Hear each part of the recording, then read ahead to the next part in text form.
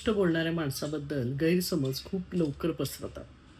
म्हणजे होतं काय, या व्यक्ती आपल्याला जे पटतंय किंवा जे पटत नाही, ते स्पष्ट बोलत राहतात. दुसऱ्यांच्या चुका दिसल्या तर त्या स्पष्ट सांगतात आणि मग या व्यक्ती लोकांना आजूबाजूला नकोशा वाटतात. कारण साहजिकच आहे, प्रत्येकाला आपल्या मध्ये हो मिसळणारी माणसंच आवडतात आणि आजूबाजूला असावीशी वाटतात.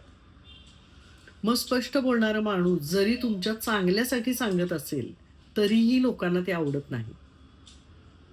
चूक सांगितली तर लांबचीच गोष्ट, पण चांगली कोणती गोष्ट सांगितली तरीही ती नकोशी असते. कारण मुळात माणसांना खरं ऐकायचंच नसतं. मग अशा माणसांनी कुणासाठी कितीही केलं, तरी ते सगळं विसरून फक्त बोललेलं लक्षात ठेवलं जातं आणि त्यांना फटकळ हा किताब दिला जातो. या किताबाबरोबरच वारंवार आजूबाजूच्या इतर लोकांशी बोलून या माणसांबद्दल त्यांचं मत सुद्धा कलुषित केलं जातं.